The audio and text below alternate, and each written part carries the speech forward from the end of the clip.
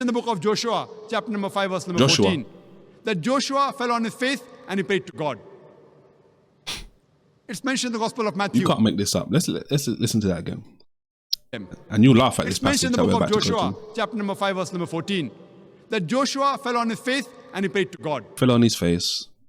We're going to go back. Verse 14. Joshua fell on his face and he prayed to God. And he prayed to God.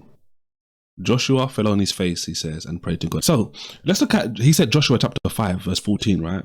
And for my fellow Bible students out there, you know why this is such a problematic passage, right? Problematic passage. Joshua chapter 5, this is what he's quoting. It says, and it came to pass in verse 13, when Joshua was by Jericho, he lifted up his eyes and looked, and behold, there stood a man. So again, physical. He's in a physical location. He was near Jericho. They're about to go into Jericho in the next chapter and wipe out the city.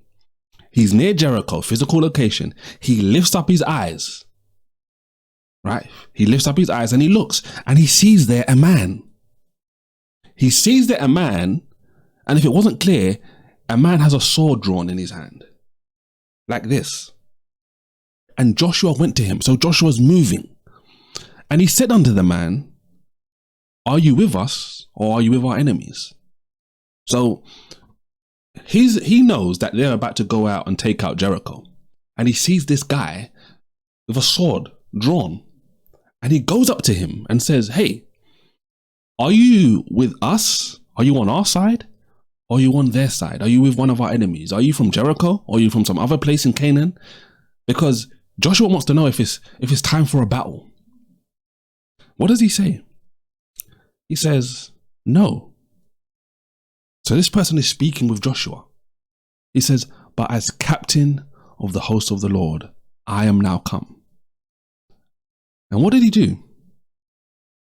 Joshua, as Dr. Naik just said, fell on his face to the earth and did worship. But who did he fall on his face to? He fell on his face to who? The man with the sword, who said he's the captain of the Lord's hosts. He fell on his face, he bowed down and worshipped and said unto him, what does my Lord say unto his servant? And what did the captain of the Lord's host say?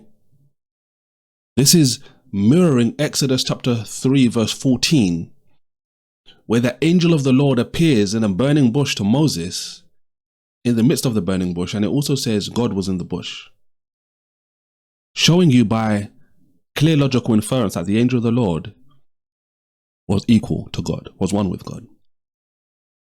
The captain of the Lord's host said unto Joshua, take off your shoes. Why?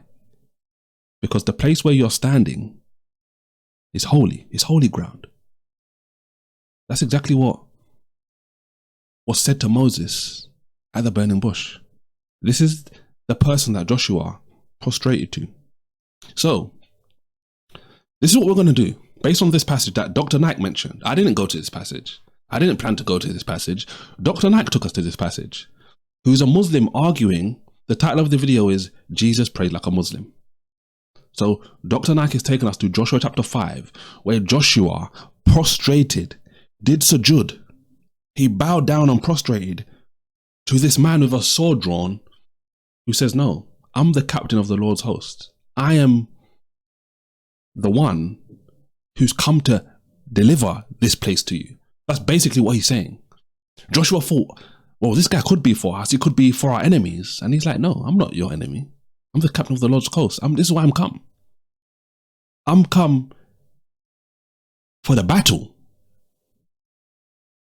And immediately after he says this, Joshua bows down with his face to the earth and he worships him and says to him, what does my Lord say to his servant?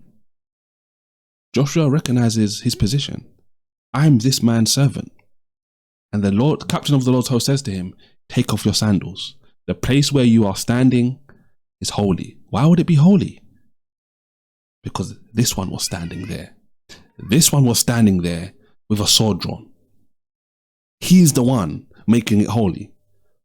The same one, the angel of the Lord in Exodus chapter 3 verse 14, who made that burning bush holy. This is the passage a Muslim, a popular Muslim, is taking us to. You cannot make this up. If I was thinking of a way to show how ridiculous these Muslim arguments are, I couldn't think of a better way than just to let these top Muslim scholars who Muslims revere and respect and honor, just let them talk and go and look at what they're actually talking about. They do it all themselves. Look at this guy's face. Look how confident, how clear he's communicating here to hundreds and thousands of people. And just like he's bewitching and leading all of those people into a ditch, millions more online are watching this guy's videos and thinking he's actually speaking the truth. How many of them are going to those passages and seeing the big dramas and big problems he's leading them down just by believing this sort of ideology?